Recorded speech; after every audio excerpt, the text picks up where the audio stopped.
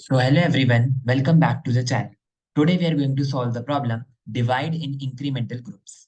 So given two integers n and k, the task is to count the number of ways to divide the n into k groups of positive integers such that their sum is n and the number of elements in the group follow a non-decreasing order.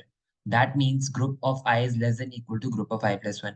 So actually they want increasing order. Okay. So let's discuss with an example. So we are given this like test case n is equals to 8 and k is equals to 4.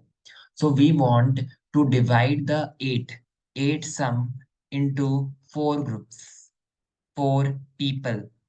So we want to add positive integers within them such that they should be increasing number and they should complete the sum is equal to 8. So this is something like we want to achieve. So what can we take at first? Like let's say here we have 4 groups. So we can take here one. Obviously, we can take one here. Now, what we can take next time? We can take one again here. Yes. Okay. So we can take 5 here. Yes, because it is increasing. Increasing. We don't want strictly increasing. We want only increasing. 1, 1, 1, 5. Okay, achieve. Now, we have got 1, 1, 1, 5. So this is the sum is equal to 1 plus 1 plus 5. That means 7. So now, what we can add here? Only for completing the sum 8, we can add only 1 here. But will it be increasing number? No. So 1151 is not a valid division within the groups. So this is not a valid. So what are the valid numbers? Valid are 1115, like 1115. They will give the sum is equals to 8 and we have divided into 4 groups. Or 1124. Yes, 1 plus 1, 2, 2 plus 2, 4, 4 plus 4, 8. Yes, it is also valid. Or 1133, it is also valid. Similarly, many are also valid. So we will find how. Like here we can see what we are trying to do. We can add 1 here, we can add 2 also here. So we can see we are randomly picking the numbers and adding them. So whenever we find a number of ways, we want to explore the ways. So we will use a recursion. So let's use a recursion. So let us consider the example as n is equals to 5 and k is equals to 3. And let's understand the recursion and let's understand the approach. So basically, we have 3 groups. We want to divide it within the 3 groups. So let's create the 3 circle, 1, 2, and 3. Okay.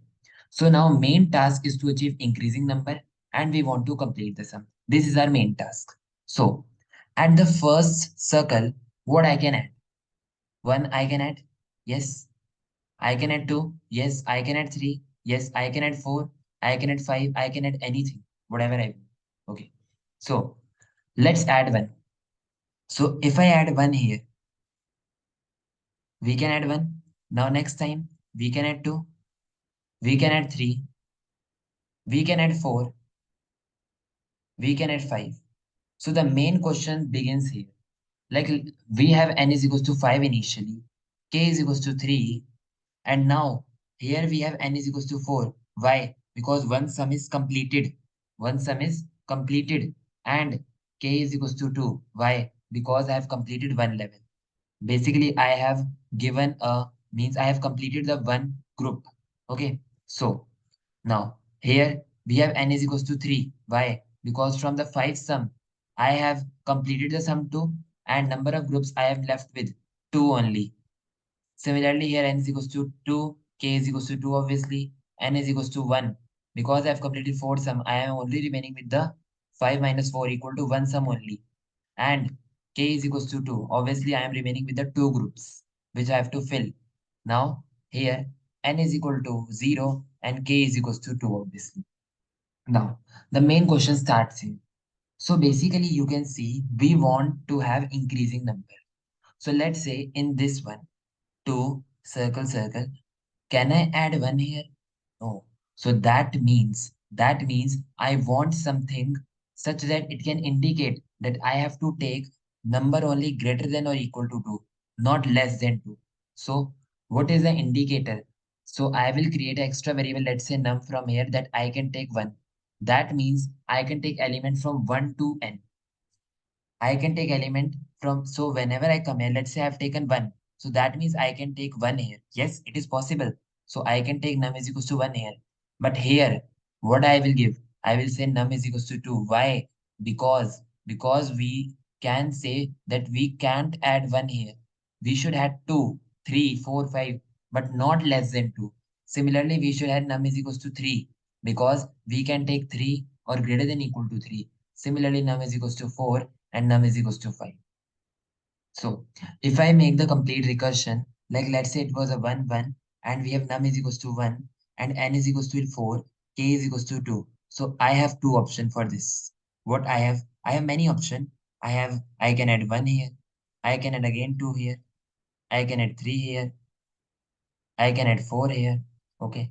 I can go until n. So I will start from I is equals to num to n.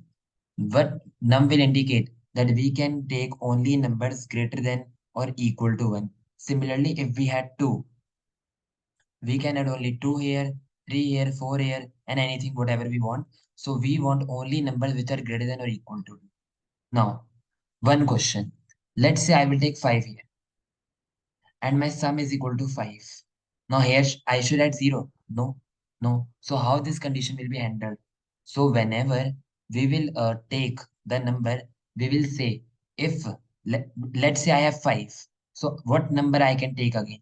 I can take 5 or greater than equal to 5. And whatever sum is left. Now whenever I take 5, now sum I will left with 0. I want to take 0 here.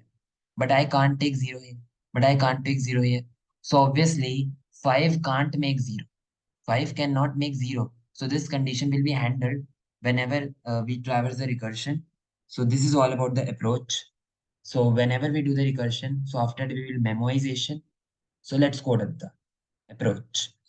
So what we pass in the recursive function, we will pass 1 that we can take number starting from 1 initially. We want to achieve sum is equals to n. We have to take at most k groups. We want to complete the k groups. As I said, because we have k groups, so we want to complete the k group. K is equals to 3, k is equals to 2, k is equals to 1. And whenever k is equals to 0, we will come out and we will check whether our sum will become 0 or not. Okay, so this is all about the recursive function. So let's code it up here. Recursive function num int n, that is the sum that I want to achieve, and the k, that is number of length. So I can say sum, or I can say group here. We can change the variable, but let's keep it as n and k only. And now I will say let consider the number of ways as 0.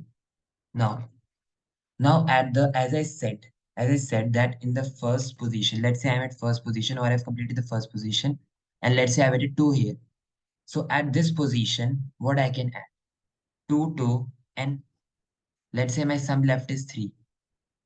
So I can add 2 to n. What, 2 or 3? Okay. So I will say that I can start from the num and I can add until n. Okay. So I will say that I will count the number of ways of adding this num. So let's say I have added this num. So next time I can take I only because if I have taken 2, because if I have taken 2, as I said, so next time I can take 2 only. So if I is equals to 2, so I will pass I is equals to 2 here. So that next time only I will take 2 or greater than equal to 2. So I will pass 2 here. And next time the sum I have divide means subtracted.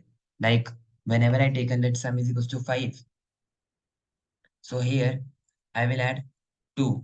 So now I am remaining with the sum is equals to 3. So that means I have to subtract n minus I. That is sum minus I, you can say. So I will add n minus I, and first group is completed because I have added 2 at the first group. So first group is completed. Now I will return the number of ways I have done. Okay. So now what is the base case here? Base case is when all groups are done. So if all groups are done, that means number of groups becomes 0. So if all groups are done and my sum will become 0, and if my sum will become 0, so I will say that this is the correct way. This is the right way. So we will return 1. Okay. But if it is not, we will return 0. That you should not consider this way. This is invalid way. Okay. So basically what will happen like in this recursive function, if I explain, like let's say I have sum is equals to 5 and I have 3 11s. So initially, let's say I added 2 here. Let's say I've added 3 here. So next time when I have sum is equals to 0. So my this for loop, inside loop I is equals to num, comma I less than is equal to n, comma I plus plus. This loop will start from obviously 3 because I will pass 3 here. And this loop will move until 0. Obviously, this loop will not move. So this invalid grouping will not be considered, obviously. Okay, so now this is the recursive code. So let's try to compile and run the code. Yes, it is working fine, but it will give TLE because recursion is obviously exponential complexity. So let's create the DPA. So what are the changing parameters here? Num is also changing, it will become I and anything. And n is also changing, it will become n minus I. Similarly, k is also changing, it will become k minus 1. So basically, it will form the 3D DP. Okay, so we will create a 3D DP, vector, vector, vector, DP, and then n plus 1, because num can go until n plus 1. Similarly, next is sum, which can go until n plus 1. Next is number of groupings, k plus 1, comma minus 1. Okay, now we will pass the DP array.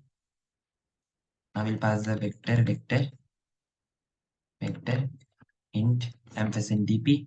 Okay, now I will check here that if DP of num of n of k is not is equals to minus 1. So return DP of num, n, and k. And here we will pass DP array. And next, what will we pass? We will pass the DP. Whatever answer we got finally, number of ways, we will add those number of ways and return the ways. Now, what I am doing ways plus plus. So whenever I got the ways, let's say I have added 1 here, I have added 2 here, I have added 3 here, I have added 4 here. So whatever the number of ways they will return, they will be merged to the function, whichever function it was calling. So this is normal recursion. So let's try to again compile it in the code whether memoization code is working fine. Yes, so let's submit the code.